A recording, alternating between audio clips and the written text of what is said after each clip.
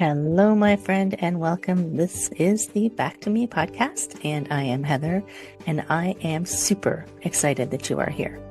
And I just want to let you know that you're going to hear some tips and some tricks, some ideas, all to help you live your happiest and healthiest life. It is called Back to Me because when you are taking care of yourself, then you can take better care of others. And my goal is to make the world a better place. This is Wellness Your Way. I am really happy that you're here. Your true self is waiting. So it is time to step up and thrive. Hello, my friends. Welcome back to the Back to Me podcast. And we love talking wellness, and we love talking all the things about wellness, but we also love talking about why people aren't taking care of themselves. And if you see yourself in that, this is your episode, because today I'm talking to Esther Avant. Is that how you say it? You know, I married into it. They say Avant. Avant. Okay. It's very Well, southern US. you told me where your husband was from, so I totally know why they say it that way. Right? Awesome. Welcome. It's so nice to meet you. Thank you so much for having me. And for listeners, sometimes things conspire. So Esther's been very patient with me and to get this episode recorded because things kept happening in my life. And that's okay. We got to roll with the punches, right? So I know that you are super amazing and you have all this wellness knowledge, but I'm always super interested in what kind of drove you in that direction to get to this space. Like, why did you choose here? Yeah, it's been an evolution and kind of a combination of things. Early on, it was because I had discovered the local YMCA in high school and I liked going to it after school, and I got into fitness that way shortly before I was choosing a college major, and ended up majoring in exercise science because I just wanted to be able to be paid to get to be in the gym. And then as it sort of evolved, it was a combination of working with clients in a gym setting and realizing how many of them had weight loss and health goals that went beyond just the gym. So I started diving into nutrition certifications and internships and being able to kind of have that discussion with people. All the while, I'm in my early mid 20s. I have a lot of textbook knowledge of, the science, the what to do, but internally I was really struggling to find a healthy balance myself of not over exercising, not being too rigid with my workouts or my diet, not restricting too much, not binging, that sort of thing. And seeing kind of the combination of myself struggling despite having all of this knowledge and clients struggling despite, the science I was telling them, prompted me to learn more about human behavior and psychology and behavior change and how we kind of bridge the gap from knowing what to do to actually doing it.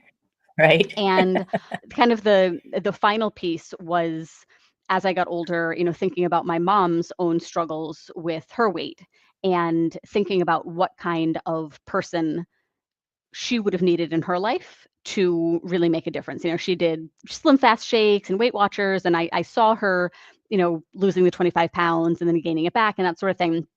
And I also saw a lot of the professionals around me being very, I guess, like, maybe the word is impersonal, and really kind of seeing clients as, dollar signs or numbers, and not seeing the whole person behind the goal.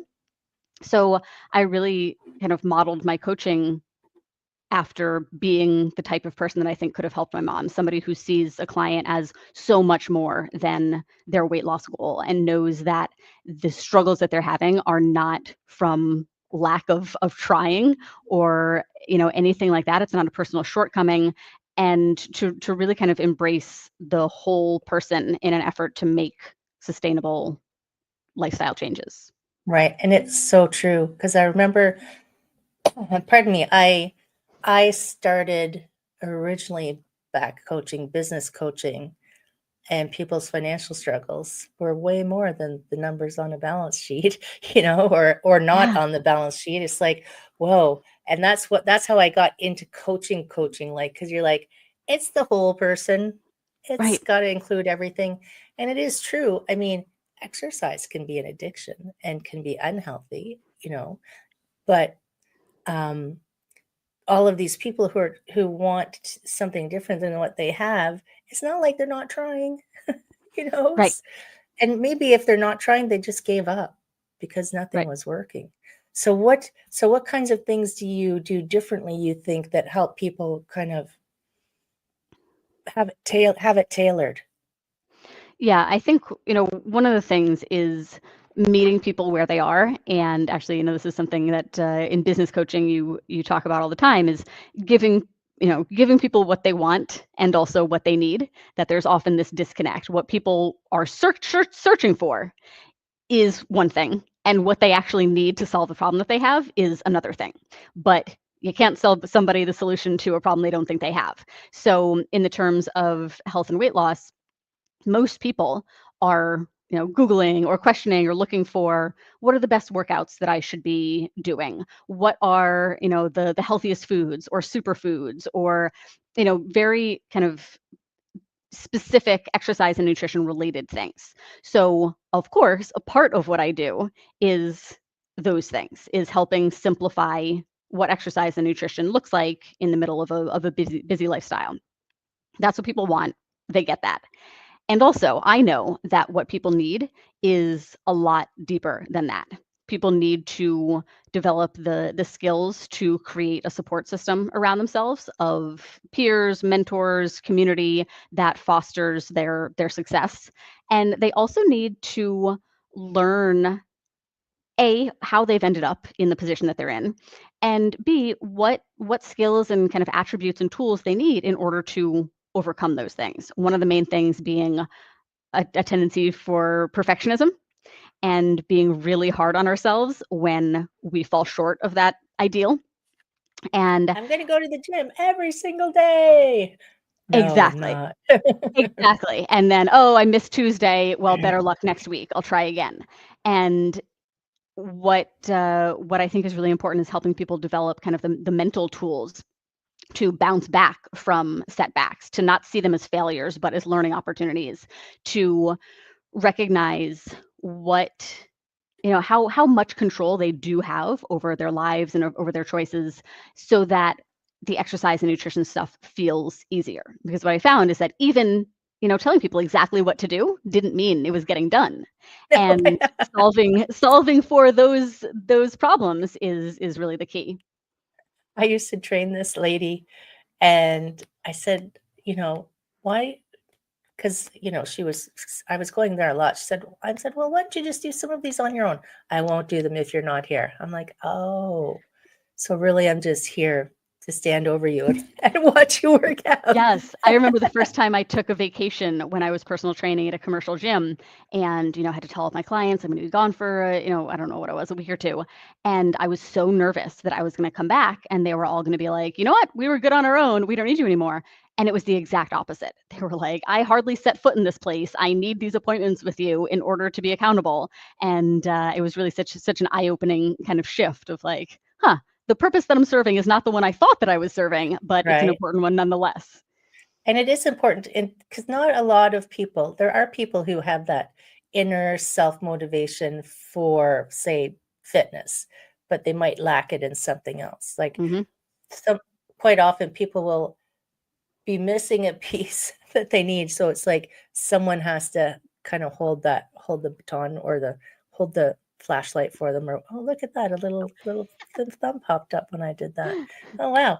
Um, and it's interesting because one of the things that I often have these conversations with myself, like, I give myself grace. You were sick last week. You didn't work out. Okay, fine. There's that fine line between giving yourself grace and making excuses for yourself. Uh-huh. Was that really what was going on, or were you just making that up so you wouldn't have to be mad at yourself? Like, You nailed it. That is exactly it. It is a fine line. And I talk about developing a skill I call compassionate ownership, which ooh, I like is it. Write it down. I'm writing that down. learning how to toe that line where you're able to give yourself compassion. I was legitimately sick, and what my body needed was rest. It is okay to miss however many days of my workouts, this is what a healthy person does, is prioritize their overall health. Yes. And also, when the time comes, when I am in better health, to now take ownership of, okay, I did what I needed to do then, and what I need to do now is get right back to it. And I think of them kind of on a spectrum where you always need a combination of both, but where you kind of fall on the spectrum varies. And you need practice at giving yourself compassion, and you also need practice at the taking ownership when, when is necessary. And the ownership isn't flipping yourself back into perfectionism. Like, now that I'm better, I'm going to go to the gym double. Right. Or going to make up for it. Exactly. Right. It's just saying, okay, well, now back to it. What does it look like to get back into the habits that I have, pressed pause on? Right. It's funny. My husband and I work out together. And when we miss a workout, we jokingly say, I guess I should double my weights. It's like, no, you shouldn't. I love that. Yeah, because it's you've taken like kind of the thought that a lot of people have, but taken it to such a ridiculous extreme that you're like, okay, I see what's happening here. I have a knee-jerk reaction that I need to compensate, and this is really highlighting that is not necessary or even possible. You're going to burn the cake. Just because you have half the amount of time, don't turn this oven up to double. You're going to burn the cake. I love that. So, yeah. And I know that you also have developed a framework for this, which I love frameworks, by the way. Former accountant, putting up my hand. Yes. Yeah. So what I've seen is that you touched on this a little bit when when we feel like we're undisciplined, we tell ourselves, oh, I'm just an undisciplined person. And kind of two things stem from that. One is that there are probably areas of your life where you do exhibit discipline. So it's not that you are, you were created and are lacking this thing entirely. You're not in the habit of applying it to your health. So that's one piece of it. I just lost my train of thought on what the second piece is. Give me 1 second. It will come back to me, I'm sure. It's okay. We could just, sing. No, I'm kidding. I can't sing. But we were talking about. Oh, right. Yeah. The other is that you're probably telling yourself that it requires more than it really does. So when I hear people saying, I'm just not disciplined or I don't have time, I think those are surface level. We haven't kind of dug beneath the surface to identify the root issue. And what I found is that there are 3 primary obstacles that stand in people's way. First is overwhelm. When you're saying you don't have time, what you're kind of envisioning is, I don't have time to do all the things I think I need to do. Right. It's not that you don't have time to do anything. It's that you've convinced yourself that it's all or nothing, that if I'm not doing this whole laundry list of things, then it's not going to work. So why bother? So that's one piece. The second is that we have a tendency to try to do it all ourselves. And you touched on this, with training, is there is no harm. There is no problem. You are not deficient if you would benefit from help. And I actually read an Adam Grant book recently called Hidden Potential, and he talks about reframing the idea of help and referring to it as scaffolding. Scaffolding being this kind of temporary external structure that helps you reach heights that you wouldn't be able to on your own. And I feel like that's the perfect reframe of taking help from something that's like, oh, well, I can't do it myself, I'm so weak, to yeah, this is what people do in order to reach new heights. They have something, they temporarily need help doing a thing, and they feel comfortable, they have the confidence to reach out and ask for it. So I think trying to do everything yourself, whether that's resisting working with a coach, or whether it's just not talking to your spouse about, hey, can you please stop bringing home my favorite bottle of wine 3 nights a week? It's really hard for me to drink less when you do that, right? It could be any number of things. Stop making brownies. Right, right. So that's the second. And then I think the third is the perfectionism that we've been talking about, which kind of goes hand in hand with the overwhelm, that when we feel like we need to be perfect and we fall short, instead of giving ourselves compassion, using it as an opportunity to learn and grow and improve, we just throw in the towel. We quit, that feels bad. We reach a new kind of rock bottom, we start again.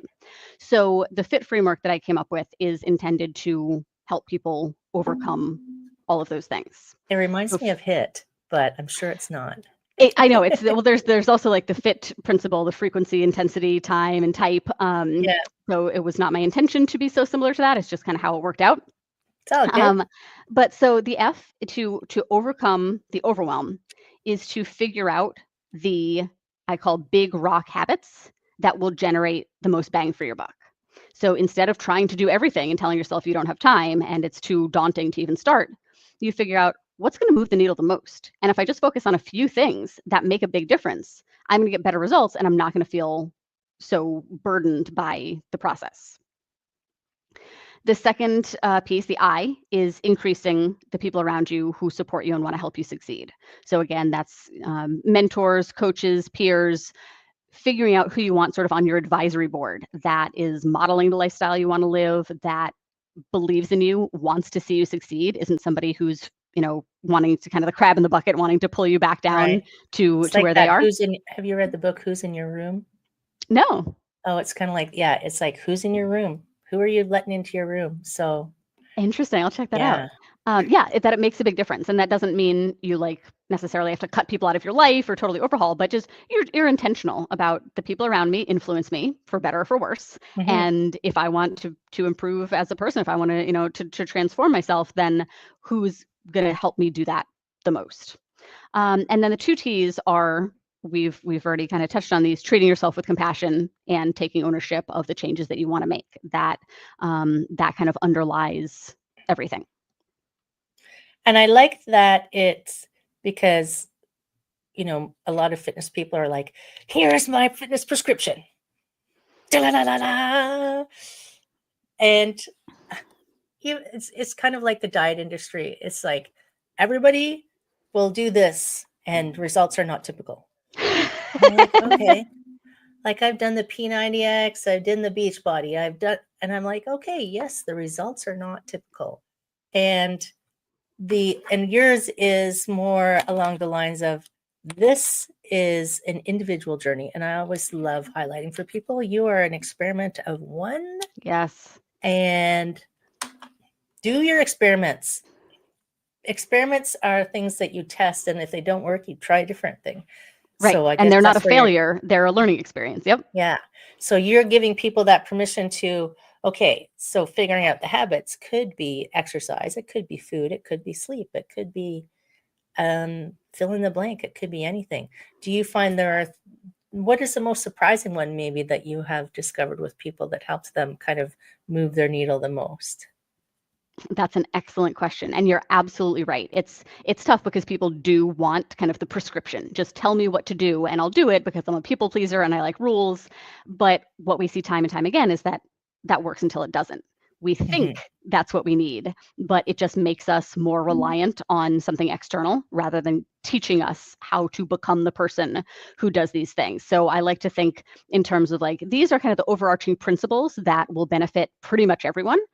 What it looks like for you to implement them in your life, exactly like you said, you are an experiment of one. So it's going to take a little bit of trial and error. It's going to take some experimenting to see with the season of life that I'm in right now, what does this look like? And knowing that may well change in the future, but because I am doing this work myself, I'm going to be equipped to handle it when it does change in the future instead of thrown for a loop.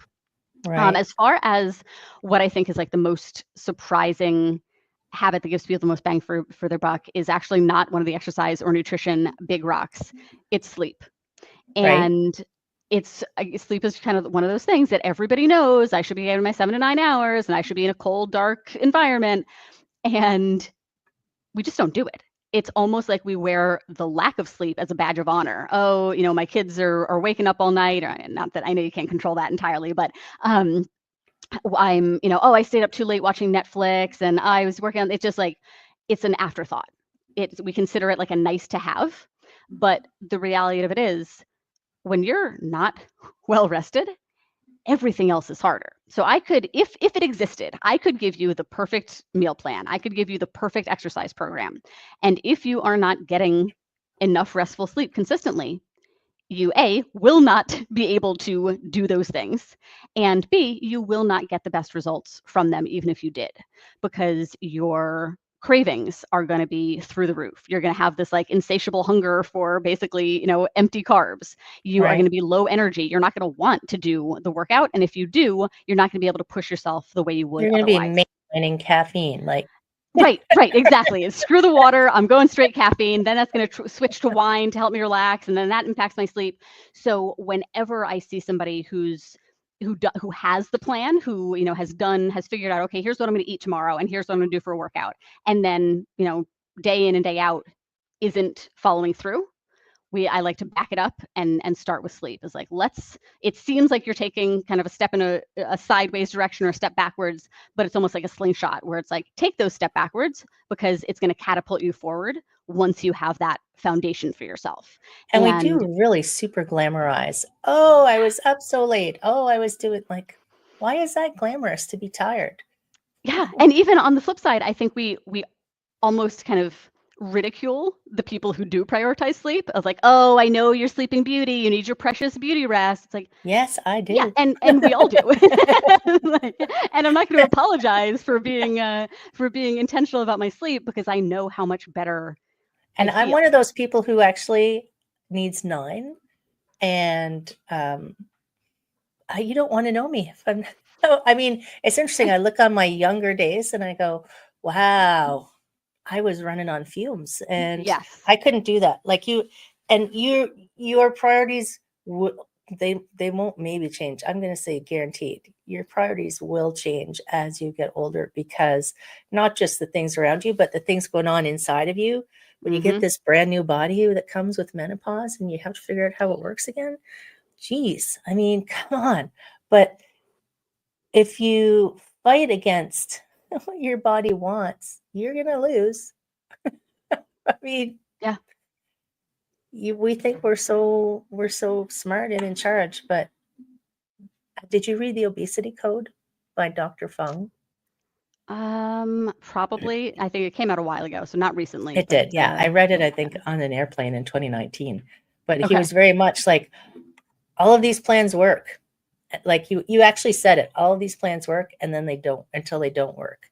And the problem is you can sustain that kind of energy and discipline to do something for a period of time, but if it doesn't fit what's going on for you, like if you're tired, you're like, oh, I've been so good all month, I'm just going to have a milkshake. And onion rings, that's my fantasy food. But but then you feel like crap, and then you're mad at yourself and you're tired and you just collapse into a pile and you give up, and that doesn't serve anyone. And I love that you said sleep, because that makes me so happy. One of the weird things that I had was, it was her job, which is support people. Her job was creating a situation where she had put on weight that she had worked really hard to get rid of. And she's like, I just want to lose weight. I'm like, we ended up getting her to switch jobs. And I mean, Yes. it's not everybody can do it, but it's like, where is the life being sucked out of you, right? You Yes, have to and look this at is all why of I think it's so important to take this like holistic approach, that if you are just kind of the siloed exercise person, I see you 2 half hours a week and we do a full body workout, you're missing so much of the person. And you're absolutely right that people's jobs, people's relationships are so intertwined with their health, emotionally, mentally, obviously, but also physically. And I've had some clients as well that it kind of keeps coming back to that the reason the exercise nutrition stuff is so hard always comes back to work. And certainly it is a luxury and a privilege to be able to change jobs or Mhm. or leave a job or things like that. But so certainly we're not saying, well, you have to identify that big thing in Yeah, your life and you have to totally upheave it or you're never going to be successful, but more so giving yourself some credit that you are trying hard. I've never met anybody who like doesn't think their health is important, but there are so many other factors involved, and at least giving yourself the opportunity to kind of zoom out and figure out, why is it so hard? It's not that I'm lacking something that makes me incapable of reaching this goal. What is it that's making it so difficult? And if it is something like your job or a relationship, we're not saying go quit tomorrow or go serve divorce papers, yeah. but start thinking about what would make this better. Yeah. Should I approach my boss and have a conversation about some boundaries I need to set, that this is not sustainable for me? And if I don't do something now, semi-proactively, there's going to come a time when I have no choice, but I'm unable to do this job anymore. Right. And, or is it having a conversation about scaling back hours or saying, I'd like to go part-time and we will kind of make it work financially? Or there are so many possibilities that exist that we don't even entertain. And sometimes, yeah, it's I'm going to start, I'm going to update my resume and I'm going to start putting myself out there and see what comes up. But sometimes it's much easier than that, and you just kind of realize I just needed to think kind of creatively and come up with some solutions for myself, but they exist. And you mentioned earlier that how easy it is to kind of come up with excuses and justifications. It's really true that you can find either or. You can find excuses or you can find solutions, but they're competing for the same mental energy. So you have to want there to be an alternative. If you're just ready to throw up your hands and say, I have to do this job, we can't live without it, my relationship has to be this way, just everything, nothing can change, then you're right, nothing can change. But Yeah. if you decide, I don't like the way things are right now, and there's a lot that I would like to change, and there's a lot that feels impossible, but I'm going to start with something really small. I'm going to start proving to myself that it's possible, even an inch. And then from there, I'm starting to kind of flex that creative muscle of, all right, if that was possible, even on a tiny scale, what else might be possible too? And over time, you can really make some drastic changes to your life without, kind of burning it down and starting over. And I'm sure I can hear listeners laughing because I burned my life down. I was a That CPA, is one of the right? options, though. That's It's one true. of the options. I was a CPA. I was a corporate finance executive, and I quit my job and got divorced and sold my house, and off I went to India. It's like, I'm done with you guys.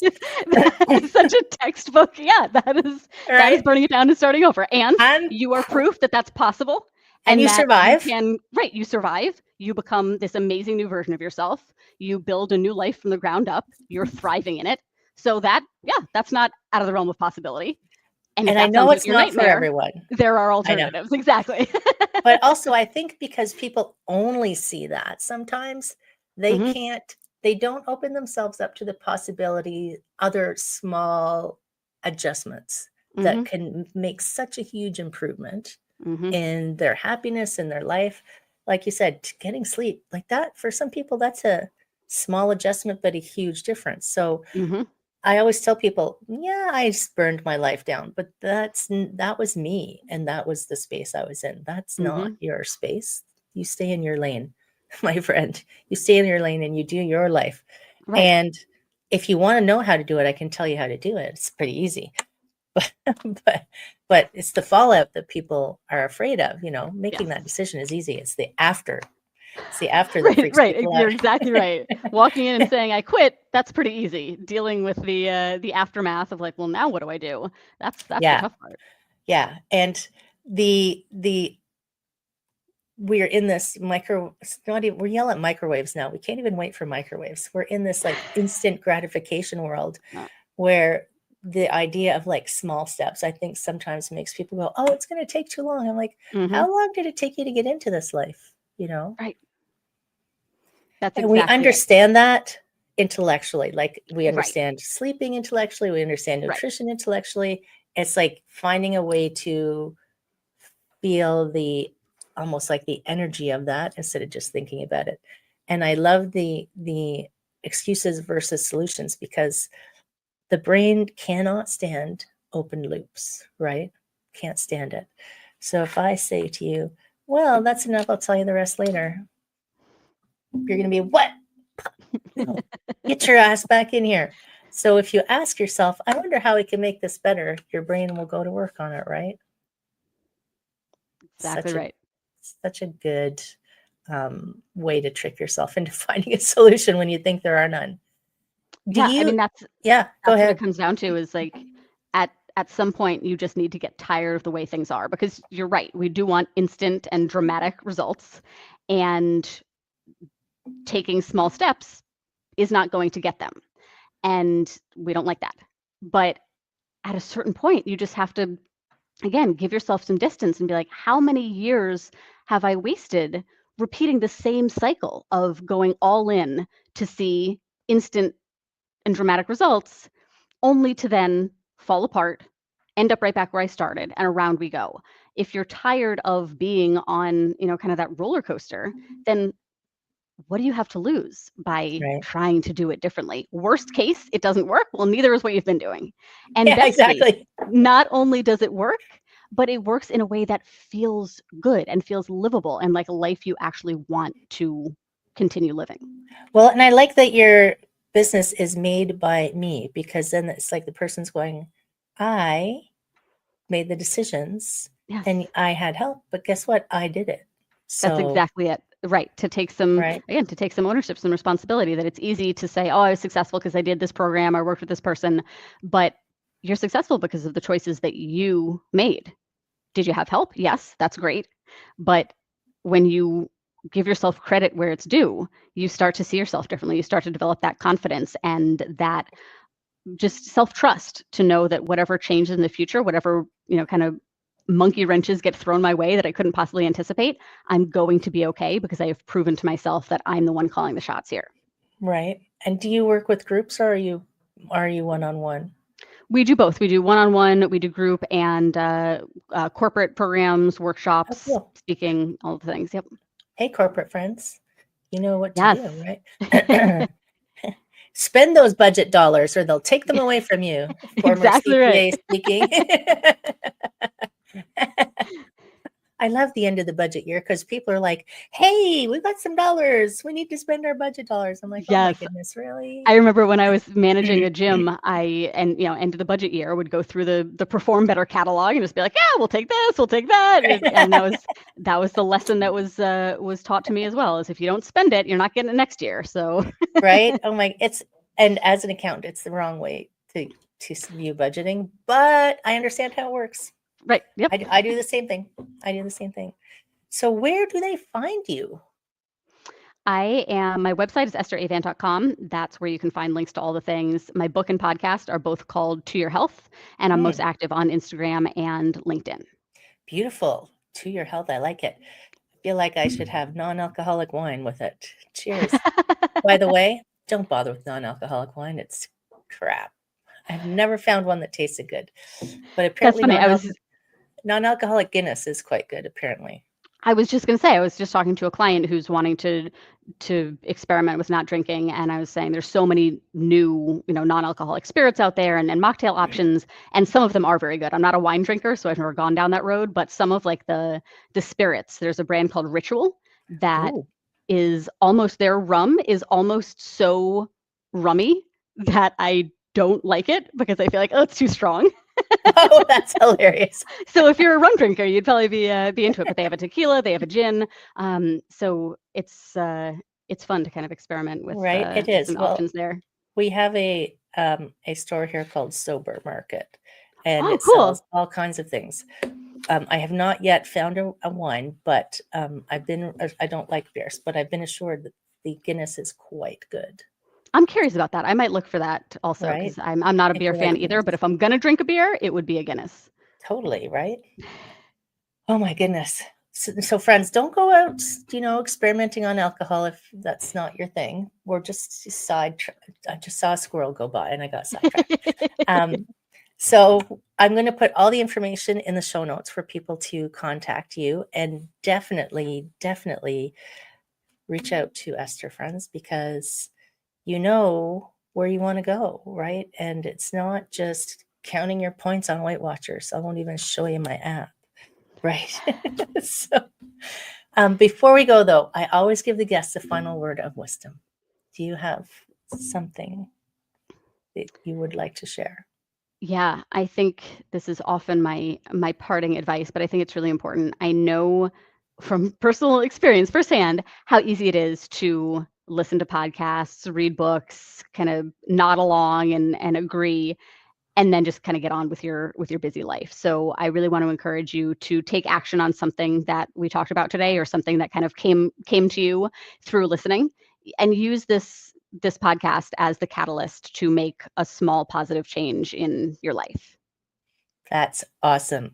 I love, I'm always like one small thing at a time, one small thing Yep. at a time. So friends, maybe your small thing is going to bed early tonight. Maybe you can add another small thing and share this with a friend. Love it. Yes. To help them, to help your friend. Invite them to your room and you can support each other, right? Thank you so much, Esther. This was amazing. I love it all. And I can't wait for everybody to contact you. Thank you so much Take for care. having me. This was a blast. Thanks, friends. I will see you again next time. Hello, my friend. I hope you enjoyed that episode. And if you found it useful and you're like me and you want to help others, please share this, comment, like, subscribe, all of those things that will help this podcast to be found by more people. And if you found it useful, there's a chance that someone else will find it useful as well. If you ever have any questions, I am here to answer your questions. I would love to help you. My direct email address is info@heatherstewart.coach. You can also find me at heatherstewart.coach. And if you go over to my website, you will find copies of the podcast. You'll find the link to my Instagram and my Facebook. And I do have a personal request because I do want to help as many people as I can with these podcasts. So if you could give me a review, and my friend, I would love if you gave me a good one. If you could share this, if you could send it out into the world, I would truly appreciate it. I hope that you have an amazing day. I hope that you are finding your way back to wellness by getting back to me. Take care, my friend. Be well, and we will see you again next time.